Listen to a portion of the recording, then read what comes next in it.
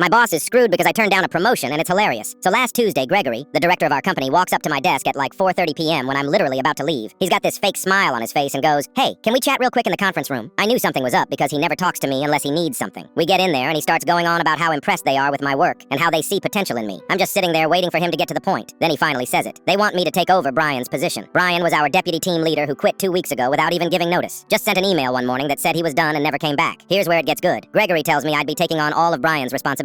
Managing the team schedules, doing the monthly reports, handling client complaints, training new people, everything. I asked him about the pay increase and he got real quiet. He clears his throat and says there wouldn't be any pay increase right now. The company's budget is tight. But, and he says this like it's some amazing opportunity, after 1 full year of proving myself in the role, they'd consider making it official with a raise and actual title change. I just stared at him. He wanted me to do a harder job, with way more work, for the exact same $18 an hour I was already making, for an entire year, with no guarantee of anything at the end. I almost laughed in his face, but I kept it together. I told him I needed to think about it. I went home and talked to my roommate Kyle about it. He works in HR at a different company, and he said they were basically trying to scam me. He told me this is what companies do when they're desperate and cheap. They find someone already doing decent work and pile more stuff on them without paying extra. The next day I went back to Gregory's office and told him no. I said I appreciated them thinking of me, but I wasn't interested in taking on more responsibility without more pay. His face went red. He started trying to convince me, saying it would look great on my resume and that I was passing up a huge opportunity. I just kept saying no thank you. Eventually he gave up and I left. That was 3 days ago. Today I come into work and Gregory calls an emergency meeting with all the department managers. The meeting room has glass walls, so everyone could see them in there looking stressed. It went on for 2 whole hours. People were walking by trying to figure out what was going on. Finally, someone came out to grab coffee, and my coworker Jenna asked what was happening. He said they were trying to figure out what to do about Brian's old position since I turned it down. Turns out, nobody else in our department can actually do the job. Lisa's been here for 6 months and barely knows how to use the database system. Trevor's good at his specific tasks, but he's awful with people and can't manage anyone. Amy's about to go on maternity leave, and the 2 other guys are part-time college students. They literally have no one. Gregory apparently suggested hiring someone from outside the company, but the CEO shot that down. He doesn't want to pay for training someone new or risk bringing in someone who might want actual fair compensation. They're stuck. After the meeting ended, I watched Gregory walk past my desk. He looked like he hadn't slept in days. He didn't even make eye contact with me. Later that afternoon, my coworker Jenna told me she overheard him on the phone with someone saying they were in a serious situation because too many people had been quitting. 3 people left last month alone. 2 more put in their notice this week. The best part? I'm planning to quit too. I've been interviewing at other places for the past month, and I have a second interview next week that's probably going to turn into an offer. They're offering $23 an hour for less responsibility than what I'm doing now. I haven't told anyone at work yet. Right now, they're scrambling. Gregory keeps walking around the office looking at people like he's trying to figure out who he can guilt into taking Brian's job. Good luck with that. Everyone here knows the company doesn't care about us. We had mandatory overtime last month with no extra pay because they said we were salaried employees even though we're not. They cut our holiday bonus in half this year while the executives got brand new company cars. This morning, Gregory sent out an email to the whole department asking if anyone would be interested in exploring leadership opportunities. Not a single person responded. I checked. The email just sat there with 0 replies for 6 hours until he finally sent a follow-up saying to please consider the growth potential. I'm sitting here doing my regular work, watching management fall apart, and it's the most entertainment I've had at this job.